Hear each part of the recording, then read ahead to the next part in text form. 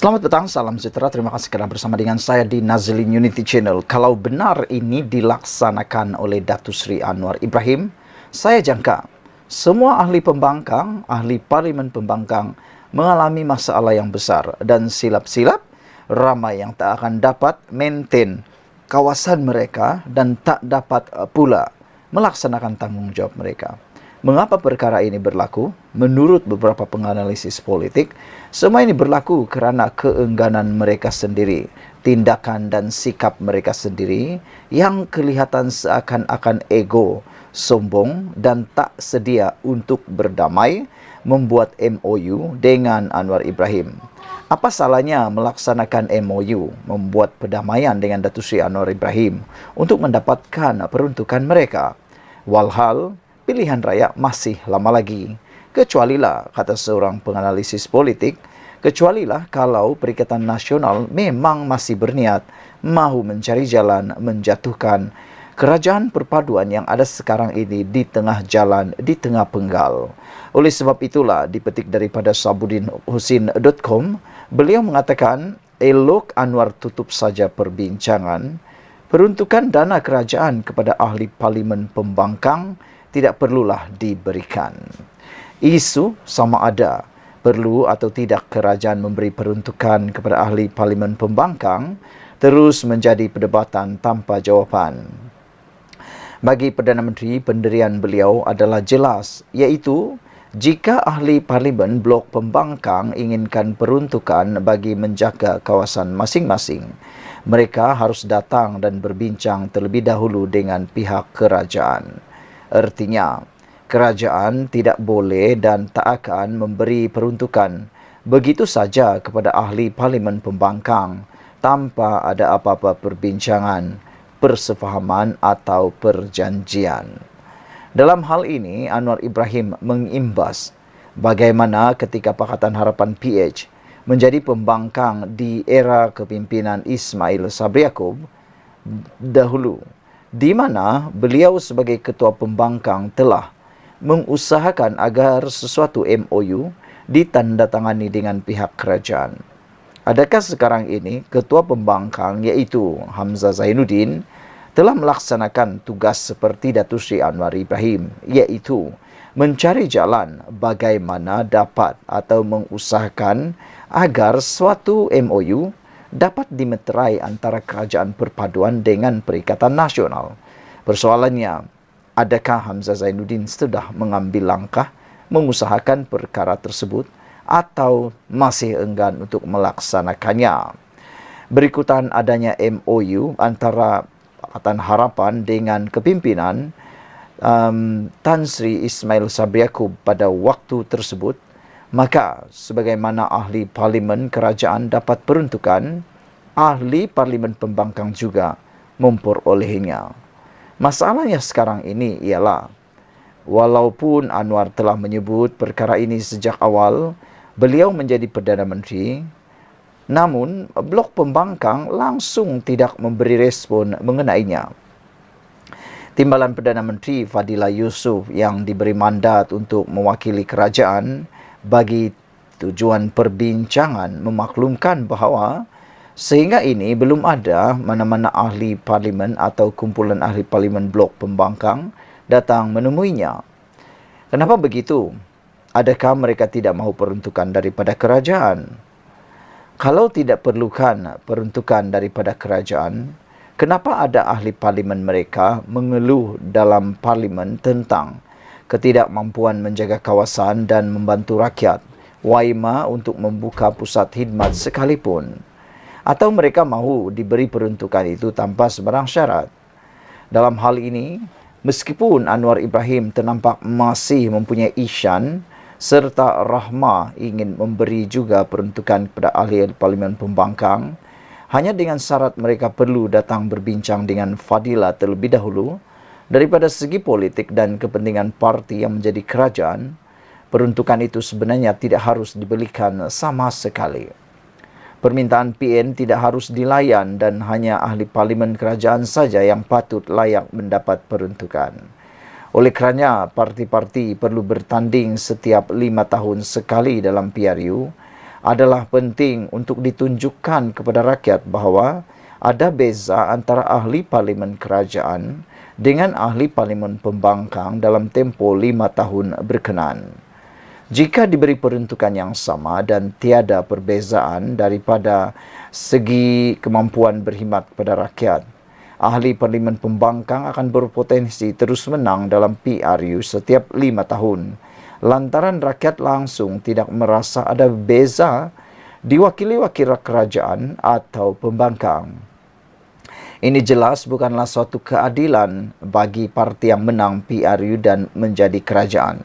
Sebaliknya, semacam memberi keistimewaan kepada parti pembangkang. Lebih buruk dan terkutuk disebabkan diberi peruntukan seperti suatu kewajipan oleh kerajaan itu, ia tidak menjadikan ahli pembangkang ada rasa bersalah, walaupun hari-hari mereka mengutuk, memaki hamun dan mahu menjatuhkan Perdana Menteri. Dalam arti kata lain, dengan memberi peruntukan itu juga menjadikan PRU yang akan diadakan setiap 5 tahun untuk memilih ahli parlimen dan parti menjadi kerajaan sudah tidak bermakna lagi. Cuma dalam hal ini, rakyat yang membuat pilihan memilih ahli parlimen pembangkang tidaklah harus dihukum dan dinafikan hak mereka menikmati pembangunan dan kehidupan yang sama seperti pengundi di kawasan lain. Apa yang perlu dilakukan ialah kerajaan harus melantik penyelia, penyelaras atau apa-apa nama jawatan lain di setiap kawasan yang dimenangi parti pembangkang itu. Melalui mereka itulah disalurkan segala peruntukan untuk rakyat sebagai mewakili parti yang sedang memerintah. Dengan itu, rakyat akan nampak ada perbezaan antara kawasan yang diwakili wakil rakyat, kerajaan dengan diwakili pembangkang. Sekaligus memungkinkan parti yang mewakili kerajaan boleh menang dalam PRU yang seterusnya. Ini baru demokrasi dan keadilan. Mungkin ada yang berkata, kenapa rakyat atau kenapa kerajaan negeri Kelantan, Kedah dan Terengganu yang ditabir PN baru-baru ini boleh mengumumkan akan beri peruntukan yang sama kepada semua wakil rakyatnya, termasuk daripada pembangkang. Jangan kita cepat terpedaya. 3 kerajaan negeri itu sebetulnya baru saja bersikap pemurah sedemikian kerana kerusi yang dimenangi pembangkang amat sedikit, iaitu 2 di Kedah, 2 di Kelantan dan 0 di Terengganu. Adakah penggal sebelum ini di mana pembangkang ada banyak kerusi di Kelantan, Terengganu dan Kedah, peruntukan sama rata seperti itu diberikan? Selain itu, ketika Muhyiddin Yassin merupakan pengurusi Perikatan Nasional jadi Perdana Menteri sebelum Ismail Sabri, peruntukan sama rata kepada ahli parlimen turut tidak pernah menjadi amalan. Beberapa ahli parlimen UMNO sendiri, misalnya Zahid Hamidi, Nazri Aziz dan Ahmad Maslan, pernah dipetik media memaklumkan tidak mendapat peruntukan, walaupun UMNO adalah sebahagian daripada kerajaan ketika era Muhyiddin itu. Sekarang bila tiba-tiba PN gegak gempita mahu peruntukan sama rata, sembang kari apa mereka ini? Seeloknya Anwar tutup saja perbincangan isu ini. Lebih baik cepatkan lantik penyelia atau penyelaras yang disebutkan tadi. Sekian dulu untuk kali ini. Jangan lupa tinggalkan komenan dan sila tekan butang subscribe. Malaysia kita punya, kita jaga sama-sama cintai Malaysiaku. Bye-bye. Selamat malam, salam sejahtera. Terima kasih kerana bersama dengan saya di Nazilin Unity Channel. Ini satu lagi perkara yang paling duka cita untuk Perikatan Nasional. Daripada Harapan Daily, gelombang PAS sudah jadi kocakan air hijau. PN semakin pudar, kata Khalid Samad. Apa cerita? Pengarah Komunikasi Amanah, Khalid Abdul Samad menyifatkan pengaruh pembangkang yang dipanggil gelombang hijau sudah menjadi hanya kocakan air yang tidak memberi sebarang kesan. Bekas Menteri Wilayah Persekutuan itu berkata demikian berdasarkan kurangnya kehadiran peserta Himpunan Selamatkan Malaysia minggu lalu. Malah, pimpinan utama pembangkang pun tidak hadir. Perhimpunan yang dibuat pada 16 September itu memang kita kata ianya gagal. Kehadiran pun kurang. Pemimpin-pemimpin utama pun tak datang. Yang sibuk buat promosi pun tak datang. Inilah yang paling teruk. Mempromosi tapi tak datang. Tak tahulah. Orang lain pula yang datang. Dan lagi teruk, orang lain pula yang disiasat oleh polis di Raja Malaysia. Ianya habis begitu sahaja, kata Abdul Samad. Tiada sebarang kesan. Apa yang dia nak selamatkan Malaysia pun kita tak tahu, kata Khalid Samad. Hanya yang tak selamat, saya rasa Perikatan Nasional PN kerana relevansinya semakin pudar. Gelombang hijau sudah menjadi kocakan air yang kecil dan sudah tidak ada apa-apa. Ribut taufan sudah habis, katanya dalam program Bual Bicara bertajuk Selamatkan Malaysia atau Selamatkan PN di Jom Channel kemarin. Malah Khalid berpendapat, perhimpunan di ibu negara itu hanya bertujuan untuk mengekalkan PN sebagai pembangkang yang masih relevan setelah mereka kecundang dalam pilihan raya kecil PRK Johor. Orang putih kata, storm in a teacup, kecoh tapi dalam keadaan yang terhad. Gelombang hijau telah menjadi kocakan air hijau. Gelombang hijau di Johor nampaknya telah pudar. Hanya terjadi sedikit kocakan air. Sekarang ini dia cuba nak kekalkan relevansi kerana sebelum itu dia kata PHBN kalah, maka kerajaan akan jatuh. Sebelum itu di PRN 6 negeri pula, mereka kata kalau hilang ke 6 negeri itu maka kerajaan akan jatuh juga.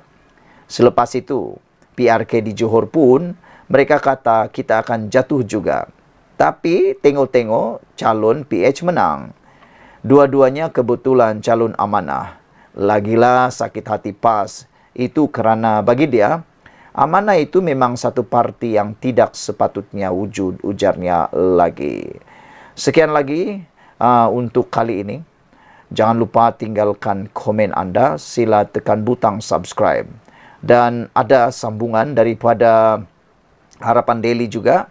PN gagal jadi pembangkang konstruktif. Maafkan saya. PN gagal jadi pembangkang konstruktif, hanya main retorik kaum dan agama. Perikatan Nasional PN gagal memainkan peranan sebagai pembangkang konstruktif dan berkualiti, kata ahli jawatan kuasa amanah Faiz Fadzil. Beliau berkata PN bukan sahaja gagal membentangkan belanjawan bayangan, malah tidak dapat memperkenalkan pernyataan dasar seperti yang dijanjikan pengerusinya, Tan Sri Muhyiddin Yassin. Jelasnya, blok pembangkang itu hanya bermain dengan retorik kaum dan agama. Namun, sentimen itu bukanlah dasar yang berupaya membantu pembangunan negara yang mampan. Ketika Pakatan Harapan PH duduk di kerusi pembangkang dahulu, belanjawan bayangan untuk tahun 2023 telah dibincangkan atau dicadangkan. Sepatutnya belanjawan bayangan adalah peluang terbaik pihak pembangkang menjalankan peranan semak dan imbang serta peluang untuk mengutarakan idea-idea bernas tentang pengurusan fiskal negara, katanya dalam kenyataan hari ini. Menurut Faiz, kegagalan PN memperkenalkan belanjawan bayangan dan polisi statement hampir 2 bulan selepas kabinet bayangannya dibentuk mendedahkan ketandusan idea pembangkang. Ketandusan idea ini menunjukkan ketidakupayaan gabungan itu untuk menjadi kerajaan, dan inilah yang berlaku ketika mana mereka mentadbir Putrajaya sebelum ini, ujarnya lagi. Tambahnya, perang terbuka pemimpin PN dan Perdana Menteri dalam isu negeri boleh menjadi ancaman kepada konsep federalisme yang dipegang selama ini. Kebergantungan PN kepada cara politik Sanusi, Menteri Besar Kedah, ini tidak menguntungkan negeri Kedah dan negara. Sanusi harus memahami bahawa Pulau Pinang telah sekian lama menjadi penghubung Kedah untuk hal-hal perdagangan antarabangsa. Oleh itu, Sanusi seharusnya lebih bertanggungjawab kepada rakyat Kedah dengan menumpukan aspek pentadbiran dan ekonomi dan bukannya berpolitik siang dan malam, katanya lagi. Pada 9 Februari lalu, Sanusi dalam ucapan mempertikai kedaulatan negeri Pulau Pinang dengan mengatakan bahawa ia dipajak daripada negeri Kedah. Susulan daripada itu, bekas Ketua Menteri Pulau Pinang, Lim Guan Eng, menyelar tindakan Menteri Besar Kedah berkenan dan meminta ditarik balik kenyataan tersebut. Sekian dulu untuk kali ini. Jangan lupa tinggalkan komen anda. Sila tekan butang subscribe. Malaysia kita punya, kita juga sama-sama cintai Malaysiaku. Bye-bye. Selamat malam, salam sejahtera. Terima kasih kerana bersama dengan saya di Nazilin Unity Channel. Disangka Perikatan Nasional akan mampu menang pada PRU 16 akan datang. Rupa-rupanya PN akan bungkus habis pada PRU 16 nanti. Ini apabila seorang pemimpin daripada Amanah, iaitu Khalid Abdul Samad, menjangkakan, meramalkan dan menegaskan PN akan bungkus dalam PRU 16 jika PH dan BN kekal bekerja sama. Secara peribadi, saya melihat ada kebenaran kepada apa yang dikatakan oleh Khalid Abdul Samad ini. Kerana jika kita lihat kebelakangan ini, PH bukan saja semakin pulih dan kuat, bahkan ianya makin disukai oleh para penduduk Malaysia dan rakyat Malaysia. Bahkan kalau selama ini ada pengundi yang di atas pagar, kini mula menunjukkan minat kepada Pakatan Harapan. Kerana mereka dapat lihat bahawa Anwar Ibrahim yang kononnya dikatakan oleh Mahathir Mohamad tak boleh jadi Perdana Menteri, tapi akhirnya sekarang telah membuktikan kredibiliti dan juga kebolehan beliau menjadi Perdana Menteri, sehingga kan sekarang ini beliau telah mengorak langkah demi langkah, rekod demi rekod baru dicipta oleh Anwar Ibrahim, termasuk menarik pelaburan yang tak pernah orang capai sebelum ini. Selain daripada itu, dilihat daripada Pakatan Barisan Nasional ataupun Gabungan Barisan Nasional, terutamanya UMNO, kita lihat keputusan Zahid Hamidi menyertai kerajaan menyahut titah ke bawah Duli Yang Maha Mulia di Pertuan Agong untuk menjadi sebahagian daripada kerajaan dan sanggup mengambil risiko untuk mengambil keputusan tidak popular, akhirnya membuahkan hasil. Jika dilihat dalam penganalisisan kita, kita lihat Barisan Nasional sekarang mula pulih, terutamanya UMNO. Di mana-mana sekarang ini ahlinya mula hidup semula. Ahlinya mula membersihkan pejabat yang sudah kotor dulu. Ahlinya mula berkumpul semula. Ahlinya mula bermesyuarat semula. Bahkan mula percaya dan yakin bahawa mereka mampu menang pada PRU 16. Selain itu, UMNO, Barisan Nasional, mempunyai akar umbi yang kuat. Sama juga dengan Pakatan Harapan.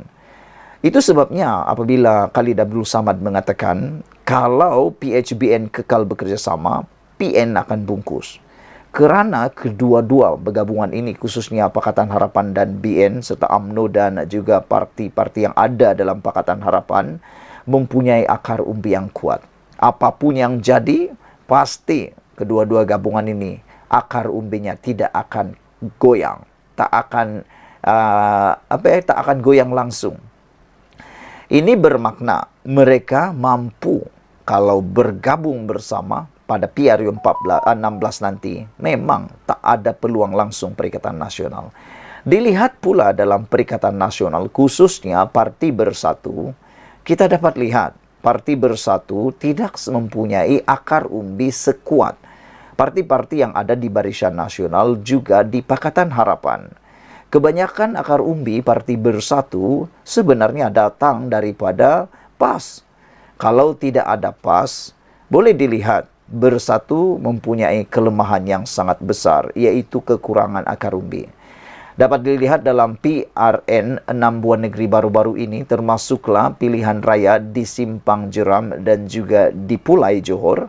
Dapat dilihat, kalau bukan PAS yang bergerak ataupun ada juga bergerak daripada parti-parti lain, tetapi lebih banyak digerakkan oleh ahli-ahli atau akar umbi PAS. Lihat saja, banyak kemenangan dicipta oleh PAS.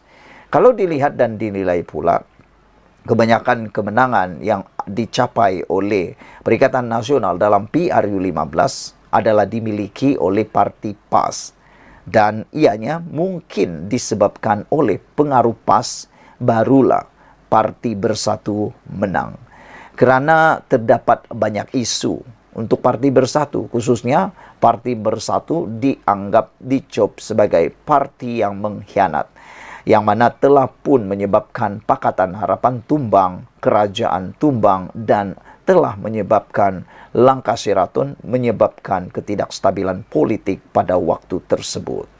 Khalid Abdul Samad mengatakan bahwa sebenarnya PN sedar dalam PRU16 nanti sekiranya PHBN benar-benar dapat mengukuhkan kerjasama antara sesama ahli dan memahami hikmah gabungan, maka kedua-dua parti ini akan menentukan PN bungkus pada PRU16 nanti, katanya lagi. Sekian dulu untuk kali ini. Jangan lupa tinggalkan komen Anda.